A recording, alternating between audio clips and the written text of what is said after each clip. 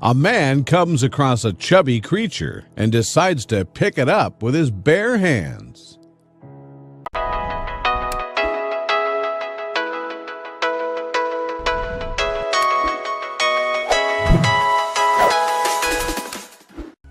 While Mark Perot was no stranger to the unique wildlife that called his native Christmas Island home, even he was sometimes startled by the vibrant creatures that surrounded him.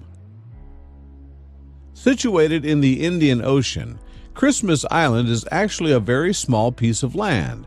Yet, despite its name, this tropical paradise isn't only home to a plethora of jolly people, but a slew of bizarre creatures. Few more so than the one Mark recently came across. Most would have forgiven Mark if he ran in the opposite direction the moment he came face to face with this prehistoric monster on the beach. Instead, he casually picked it up and posed for a picture. So, what the heck is it? This creature is what's known as a coconut crab, a land-based and gigantic relative to the humble hermit crab. Astonishingly, these bad boys have the ability to grow up to 3 feet wide and can weigh as much as 10 pounds. That's not all either. Coconut crabs can live for up to 120 years. Therefore, there's a good chance that one that Mark picked up was older than he was and might have called Christmas Island home for several decades. They can also climb trees, so there's no escaping them on land. Although if you head to water, you'll be safe.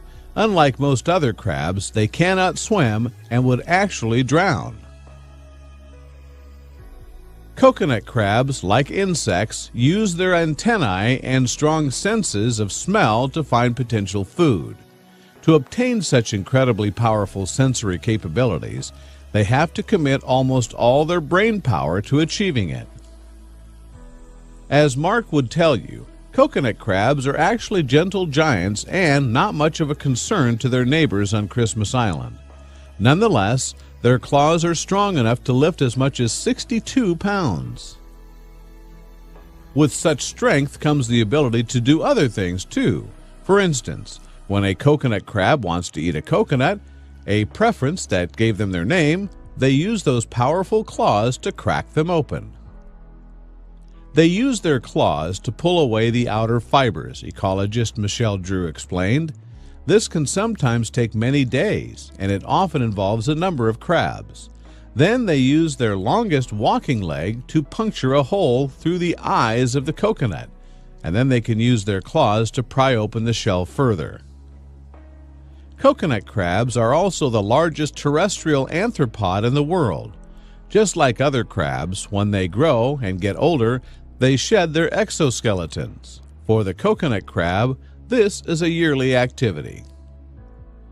Perhaps the creepiest thing about this molting process is that once the crab emerges from its shell, it's much more vulnerable to attack, and it needs to protect itself.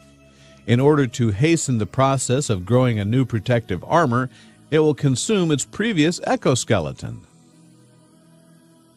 Coconut crabs that are disturbed before they have consumed the entire shell often have soft exoskeletons until they have time to reaccumulate the necessary calcium and other minerals, Michelle said of the molting process. While no one has ever witnessed a coconut crab being aggressive towards a human, there have been records of them ambushing and making a meal of young chickens, dogs, and even kittens. There is one theory about them being responsible for one human incident, though. This incident actually involved the famed pioneering pilot Amelia Earhart, who disappeared in 1937 while attempting to circumnavigate the globe. So what did she have to do with coconut crabs? To test the coconut crab theory, a group of researchers tracked how the creatures responded to the scent and sight of a pig carcass. Startlingly, just a few days later, they had stripped it of its flesh and completely scattered the bones. The researchers claim that, in theory, coconut crabs could have done the same to the pilot's body. That would certainly lend some explanation as to why researchers have had such a hard time correctly identifying her remains. Luckily, these crabs only live on islands in the Indian and Pacific Oceans. Even though they don't pose a direct threat to humans, most of us still wouldn't want to encounter one. Then again, people like Mark don't seem to mind them much at all.